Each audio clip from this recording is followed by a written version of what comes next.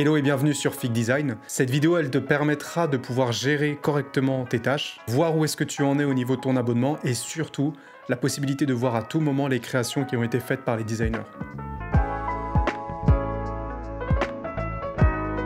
Étape numéro 1, une fois que tu as été invité par moi-même sur ton tableau Trello, tu as la possibilité du coup de le découvrir. On est sur Trello et Trello ça fonctionne très simplement. On a 4 colonnes. La première colonne ici qui est commencée ici, donc c'est un tutoriel ou également cette vidéo là qui est disponible, mais surtout la colonne qui vous permettra d'avoir toutes les ressources nécessaires pour la bonne continuité de l'abonnement. Première du coup tuile, c'est un petit tutoriel du coup qui explique les autres colonnes et à quoi elles servent et pourquoi est-ce qu'elles sont là.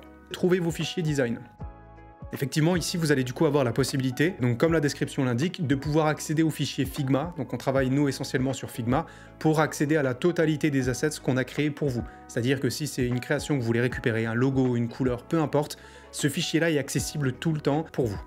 La deuxième carte est plutôt la gestion au niveau de l'abonnement. Donc là, comme son nom l'indique, gérer votre abonnement, je clique dessus, j'ai un lien directement qui me permet d'aller gérer mon abonnement Stripe. Donc si jamais je veux faire une pause, si jamais les créations que j'ai eues depuis le début me suffisent et que j'ai pas besoin de continuer plus loin, ou alors j'ai besoin de gérer pour aller chercher peut-être une facture ou quoi que ce soit pour ma comptabilité, j'ai la possibilité d'aller sur ce lien-là pour gérer l'intégralité de mon abonnement.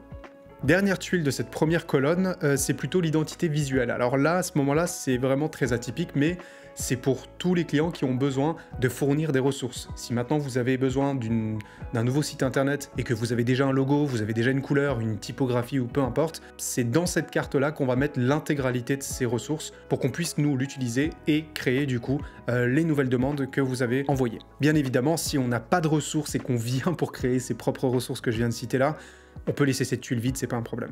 Alors comment ça fonctionne ensuite? Une fois qu'on a démarré, on se dit ok super, mon abonnement start chez Fig Design, comment est-ce que ça fonctionne tout bonnement? Première étape, c'est la colonne demande. Donc là en gros, c'est l'intégralité des demandes que vous allez créer pour pouvoir justement mettre au clair ce que vous avez besoin. C'est-à-dire que c'est une case qui est complètement illimitée pour vous, vous avez la possibilité d'écrire la totalité des requests que vous voulez. Une fois que c'est fait, vous pourrez par la suite du coup donner du travail au designer. Alors je vais le faire vraiment bêtement pour qu'on puisse comprendre ensemble comment ça fonctionne.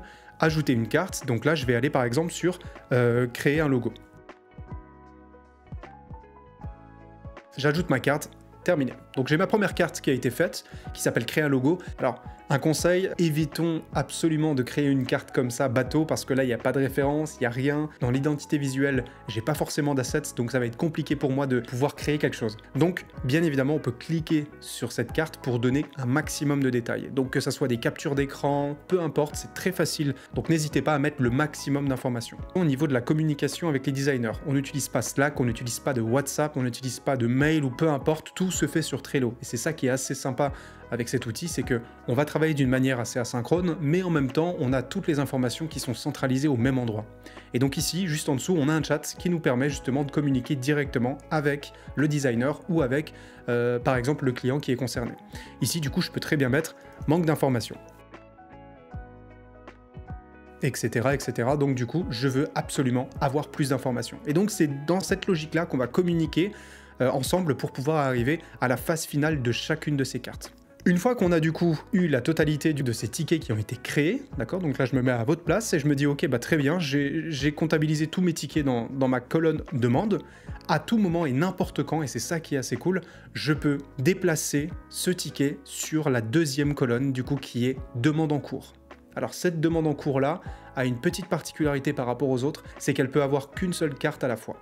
Et c'est hyper important de respecter ça, de toute façon, on a mis également le nom sur le ticket, c'est une demande à la fois maximum, pour qu'on puisse forcément avoir le temps de travailler sur votre ticket. Une fois qu'elle a été déplacée, donc c'est vous-même qui déplacez cette carte dans cette colonne, le designer a automatiquement une alerte, et donc du coup sait qu'il faut absolument travailler sur cette tâche tout de suite. Je prends le rôle du designer, je clique sur cette carte, je récupère toutes les informations que vous avez mises, mais par contre, s'il manque une information, encore une fois, et que c'est pas assez clair, je peux encore une fois échanger dans ce chat pour être sûr que j'ai bien toutes les infos pour commencer. Une fois que j'ai également récupéré ce ticket, je vais tout de suite assigner une date en tant que designer, pour bien faire comprendre que la tâche a commencé, et que vous soyez alerté, que vous ayez un minimum l'information.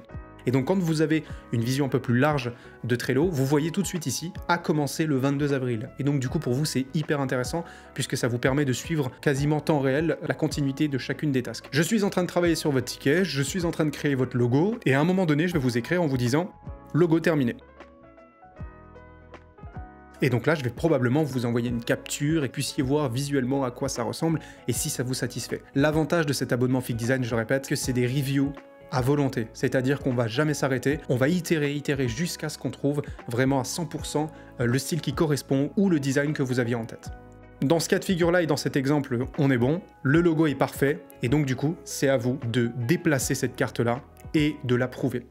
C'est aussi simple que ça. Donc la seule chose qu'il faut se rappeler, c'est que vous créez les demandes, créez toutes les demandes que vous voulez. Vous avez ensuite le devoir de la déplacer dans les demandes en cours pour notifier que le designer doit travailler. Vous avez juste à patienter. Une fois que la tâche est réalisée, vous la déplacez dans Approuver. C'est tout pour ce tuto de Trello. C'est assez simple à utiliser. Bien évidemment, si jamais il y a une problématique particulière, vous pouvez de toute façon m'écrire en dessous de cette vidéo dans le chat si jamais vous avez des questions hyper spécifiques concernant l'intégralité de cet environnement ou même sur un autre point particulier. Merci et à très vite.